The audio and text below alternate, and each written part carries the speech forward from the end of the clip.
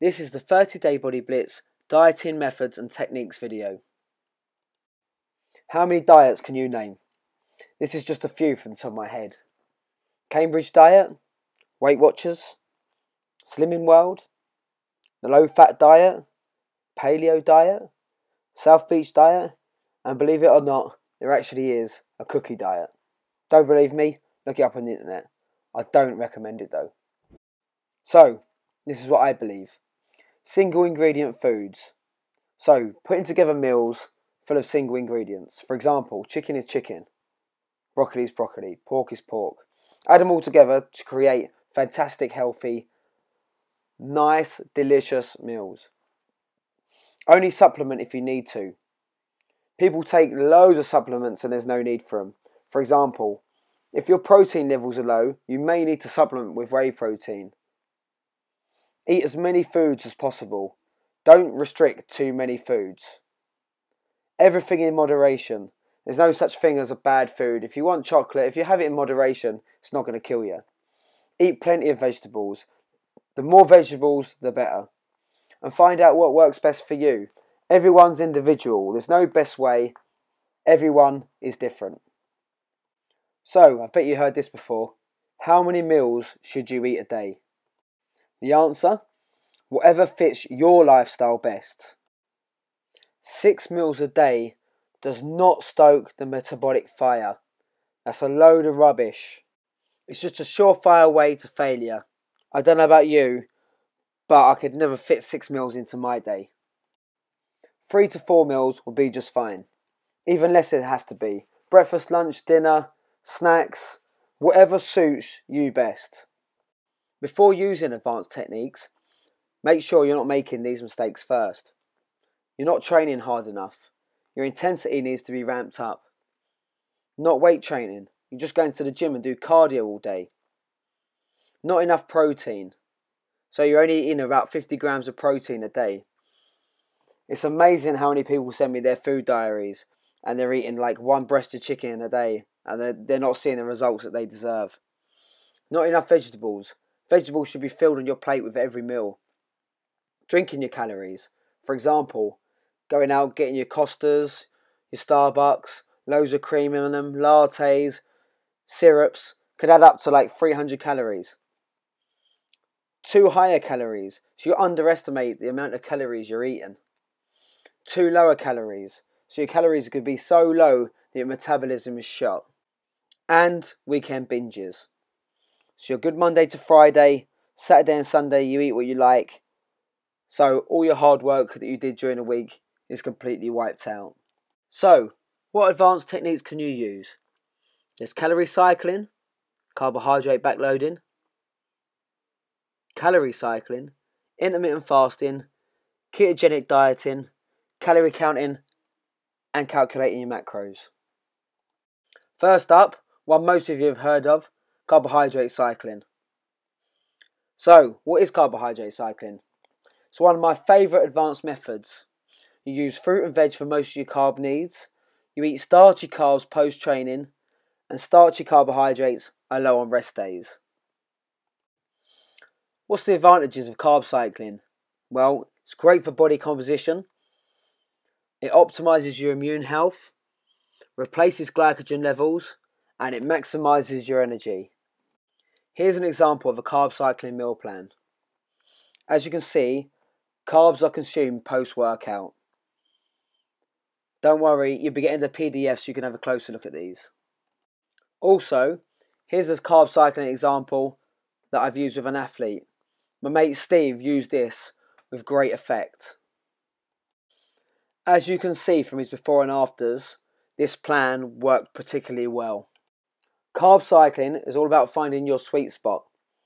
Ectomorphs do better with higher carbs, while endomorphs do better with lower carbs. Mesomorphs, kind of in the middle. Carbohydrate backloading. Championed by John Kiefer, he advises high glycemic carbohydrates post-training. For example, pizza, cake, sweets. But that's not good for optimal health and I don't recommend that. It's great for people who train in the afternoon or evening. You deplete carbs for up to 2 weeks beforehand. It sensitizes you to insulin. You eat lots of starchy carbs post-training. Starchy carbs are lower on rest days. So, what are the advantages? Insulin sensitivity in both muscle and fat cells is higher in the morning than in the evening, which means that both muscle and fat cells will be more receptive to glucose early in the day. Depleting glycogen will shuttle insulin into muscle and not fat cells, and it claims to build muscle while losing fat.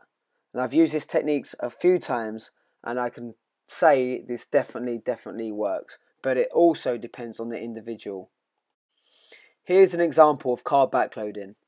The first 2 weeks, as you can see, there are hardly any carbs. In the next 2 weeks, post-training, we put the carbs high and in post-workout. You'll get these in the PDFs so you can have a closer look at them, so don't worry.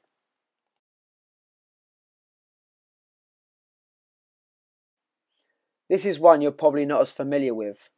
It's called calorie cycling. So you calculate your calories and you have high and low days. You calculate the calories over a week instead of day to day. You have 1 to 2 high calorie days a week. Carbohydrates are always the biggest variable. Protein should always stay consistent, and fat intake is lower on high calorie days. Here's an example of calorie cycling. For example, let's say you're dieting on 2,000 calories a day. That's 14,000 calories a week. So instead of having 2,000 calories every day, your calorie intake might look like this. As you can see, it still adds up to 14,000 calories in the week, so you're having exactly the same. So what's the advantages of calorie cycling? It stops your body adjusting to a hypocalorific environment. It upregulates hormones like leptin, thyroid and testosterone. It gives you a psychological boost. For example, it doesn't feel like you're dieting on the higher days. It lets you have more calories at the weekend. For example, if you're going out for a night out or you're going out for a meal. The ketogenic diet, as you've probably heard, is very low on carbohydrate. It utilises fats as fuel. It sends the body into ketosis, where ketone bodies in the blood system become elevated. It's typically less than 5% carbohydrates, typically less than 35% from proteins, and typically less than 65 to 70% from fats. Here's an example of a ketogenic diet plan. As you can see, it is very low carb. The advantages of ketogenic dieting. It loses fat fast. It utilises fats for fuel. It's good for sedentary people, so people who sit at a desk and don't do much exercise. It reduces blood sugar levels. It also reduces hunger levels due to the amounts of fats in your diet. But there's also a few drawbacks to the ketogenic diet. Fatigue. Due to not eating carbohydrates, you may find you become very tired. If you train a lot, your performance is going to suffer and your intensity is going to go down. It may not work long term, you might become irritable, and you may find you get bad breath. Also, due to the amounts of fats you're eating, you may find that you won't be able to go to the toilet as often as you usually do. Intermittent fasting, or IF. As you probably know, it's sustained periods of fasting. The most common methods are the 16-8. For example, you stop eating at 6 o'clock in the evening and you start eating again at 10. So you have a 16-hour fast and an 8-hour eating window. The 5-2 method, where you eat for 5 days and you fast for 2. It's recently become very trendy and you'll see it in all the magazines. And it works by reducing the amount of calories that are eaten. Here's an example of an intermittent fasting plan combined with carbohydrate backloading.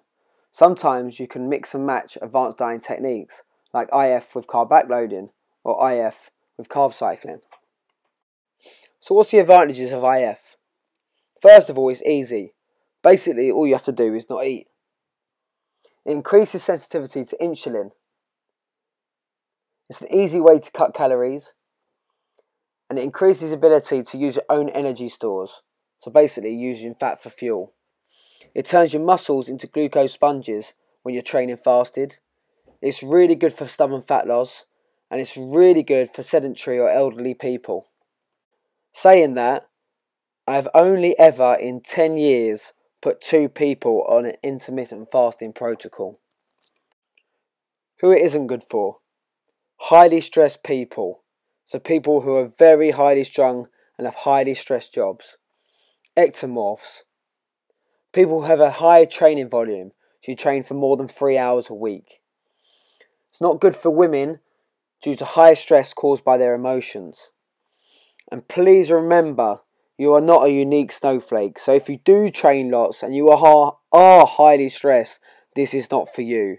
I have tried this protocol and it didn't work. I tried it for an experimental purpose and it made me feel like rubbish. If you want to learn more on these protocols, I've put these links down. Click on them. First one's carb backloading, second one intermittent fasting, and the third one keto. Thanks for watching. Next up we have calories and macronutrients.